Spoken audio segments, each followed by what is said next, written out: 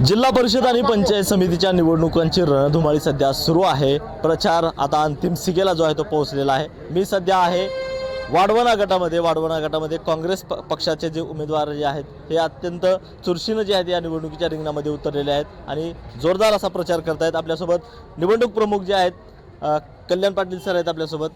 Sir, मला सांगा, तुम्ही या निवडणूक प्रचारामध्ये तुम्ही प्रमुख आहात, कशा पद्धतीने लोकांचा प्रतिसाद मिळतोय? आज जर पाहिलं, संपूर्ण वाढवणा मतदारसंघ हा काँग्रेसमय झालेला आहे। आम्ही इथं दिलेले उमेदवार हे स्थानिकचे इथं त्या भागामध्ये ग्रामपंचायतीचे सरपंच राहिलेले, त्यामुळं वाढवणा जिल्हा परिषद गट हा विजयाकडे वाटचाल करत आहे। खरं तर ग्रामीण भागामधले कुठले प्रमुख मुद्दे आहेत, त्या मुद्दे घेऊन लोकांपर्यंत जात आहेत आणि लोक तुम्हाला काय समस्या आहेत ते सांगतायत? लोकांना या भागामध्ये आदरणीय विलासराव देशमुख साहेबांच्या आणि दिलीपराव देशमुख साहेबांच्या सूक्ष्म नियोजनामध्ये विलास युनिट 2 सहकारी साखर कारखान्याच्या माध्यमातून शेतकऱ्याला योग्य दर दिला चालला। जिल्हा मध्यवर्ती बँकेच्या माध्यमातून 5 लाख रुपयापर्यंतचं बिनव्याजी कर्ज दिलं चाललं आणि या भागातील लोकांना स्थानिकला सर्वसमावेशक राहणारा, लोकांच्या समस्या समजून घेणारा हा विषय राहिला। विषय लोकांना या BJP सरकारकडून जर पाहिलं आपण तर कर्जमाफी करतो म्हणले होते, ते कुठं झालेलं दिसत नाही। महागाईच्या मुद्द्यावर ह्या लोक आमच्या निवडणुकीमध्ये समोर आले होते, पेट्रोल 60 रुपये करू, पण आज ते 100 कडे गेलेलं आहे। त्यामुळं सोयाबीनचे दर हे योग्य देऊ शकले नाहीत, शेतमाल हमी भाव हे सरकार देत नाही आहे। इथल्या सामान्य माणसाचे जे विषय आहेत, गेल्या 9 वर्षापासून या लोकांची सत्ता ही जिल्हा परिषदेमध्ये आहे, पण हे सत्ताधारी लोकांना कळना गेले, आम्ही विरोधात असून ते कामं तुम्ही केलं पाहिजे असे बिनबुडाचे आरोप हे लोक करतायत। समोरचे जे लोक आमच्यावर आरोप करतायत ते बालिश आहेत, त्यांना त्यांची जबाबदारीची जाणीव नाही। त्यामुळं कमिशनखोरी, पंचायत समितीमध्ये गोट्यासाठी, विहिरीसाठी, घरकुलासाठी जे अफाट भ्रष्टाचार वाढलाय हे मिटवण्यासाठी स्थानिकची जनता ही आज काँग्रेसच्या पाठीमागे आहे। खरं तर निधी, विकासाचा निधी आणला गेला, त्याच्यामध्ये सुद्धा मोठा भ्रष्टाचार सुद्धा झाल्याचा असं गावकरी जे आहेत ते आरोप करतायत। तुमचं काय म्हणणं आहे? कसं आहे माहीत आहे काय, हे सगळं सरकारच भ्रष्टाचारामध्ये बरबटलेलं आहे। आज जर आपण पाहिलं, इतके लाख आणलो, इतके कोटी आणलो, पण ते प्रत्यक्षात त्याची दर्जेदार कामं झाली का, त्याची अंमलबजावणी होताना दिसत नाहीये। त्यामुळं आपल्या माध्यमातून मी सांगू इच्छितो, आता त्यांच्याकडे कुठलाच अजेंडा नाही।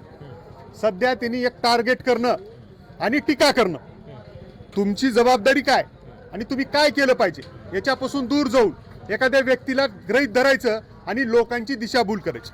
कुठलाही विषय असेल, स्थानिकचा आज ग्रामपंचायतीतली आमच्याकडे आहे, ग्रामपंचायतच्या माध्यमातून आम्ही हाळीमध्ये पाणी सक्षम पद्धतीनं पाणी पुरवठ्याची योजना केली आहे। आज चांगल्या पद्धतीचं पाणी त्या ठिकाणी जात आहे। पाणी पुरवठ्याची योजना कार्यान्वित असताना अंतर्गत रस्ते हे जोपर्यंत पाणी पुरवठा सुरळीत होता येत नाही तोपर्यंत करता येत नाही। आम्ही ते काम सुद्धा हातात घेतलेलं आहे। मग हे रस्त्याचंच काम झालं नाही, पाणी पुरवठ्याची योजना आज कार्यान्वित झाली आहे। येणाऱ्या काळामध्ये पाणी पुरवठा आम्ही केले, रस्ते आम्ही करणार, नाली सुद्धा हाळीमधलं जर विचारत असली ते पण आम्हीच करणार। राहिला विषय बाकीच्या सगळ्या जिल्हा परिषद मतदारसंघाचा, रुद्रवाडीच्या रस्त्याचा विषय काढतायत।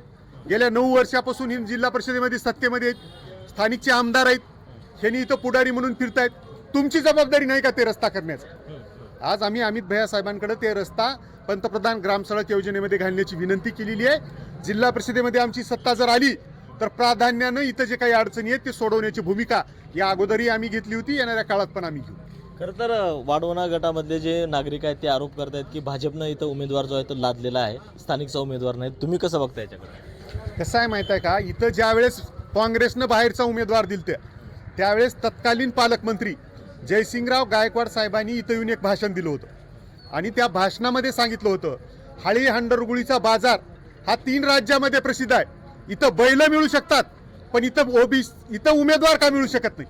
आज माझा BJP वालेला प्रश्न आहे, स्थानिकच्या OBC नेतृत्वाला डावळून स्थानिकच्या OBCनी काय करायचं? तुम्ही आज बाहेरून नेता आहे म्हणताय, त्यांनी नेते आहेत तर मोठी निवडणूक लढवाव, पण इथल्या सामान्य OBCंचा अधिकार जे ते आज डावळत आहेत ते इथल्या लोकांना पसंत नाही। जेव्हा आमच्याकडूनही जेव्हा बाहेरचा उमेदवार दिला तेव्हा पराभव झालेला आहे। त्यामुळं वाढवणा मतदारसंघाचा इतिहास आहे, इथं गरम सिनगार सोसेना, इथं बाहेरचा उमेदवार बिलकुल चालणार नाही। खरं तर तुम्ही उदगीर मतदारसंघाचं सगळी प्रचाराची तुम्ही धुरा सांभाळताय, किती उदगीर मतदारसंघामध्ये काँग्रेसच्या सीट येतील वाटते? तुम्ही पाहताय आज उदगीर जळकोट तालुक्यामध्ये मी प्रचाराला गेलोय, नागलगावमध्ये गेलो, निडेबनमध्ये गेलो, खेरमध्ये गेलो, सोमनाथपूरमध्ये गेलो, वांजरवाड्यामध्ये गेलो, सगळीकडे प्रचाराची रणधुमाळी आहे. 10 पैकी किमान 7 सीट या ठिकाणी काँग्रेसच्या येत आहेत. हे लोकांना काहीच काम नाही. हे लोक काय हांडरगुळीमधून रोडमध्ये येणार, रोडहून पुढे हांडरगुळीमध्ये जाणार. इथून हाळीमधले काही नेते घरापासून रोडपर्यंत येणार, रोडपासून घरापर्यंत जाणार आणि आमच्यावर टीका करणार. यांना या गावाच्या पलीकडे जाऊन नेतृत्व करण्याची संधी होती पण ती केलेली नाही. त्यामुळं यांच्या चर्चा ह्या स्थानिक छोट्या मर्यादित आहेत, संकुचित विचारसरणीचे आहेत. इथं असे काही नेते आहेत, बाजूला कल्याण पाटलाच्या किंवा हॉटेलवर जर दिसलं, हॅलो तुम्ही कुठं, तिथं काय गेलतो, एवढा बारीक विचार करणारा माणूस कधीच मोठा होऊ शकत नाही. त्यामुळं माझी आई अंडरगुळीकरांना विनंती आहे की आपल्याला, तुम्ही आम्हाला जोपासलंय, ही सीट जर तुम्ही काँग्रेस पक्षाची निवडून देणारच आहात, ही सीट निवडून देणं म्हणजे आम्हाला तालुक्याला आणि जिल्ह्याला सक्षम पद्धतीनं काम करण्याची संधी देणं आहे.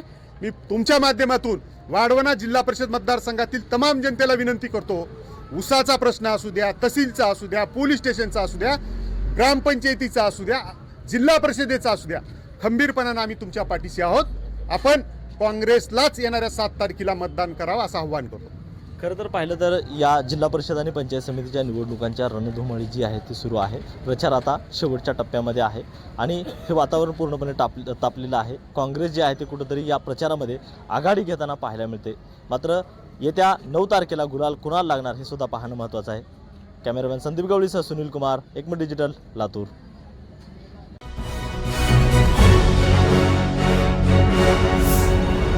Thanks for watching Ekmat Digital.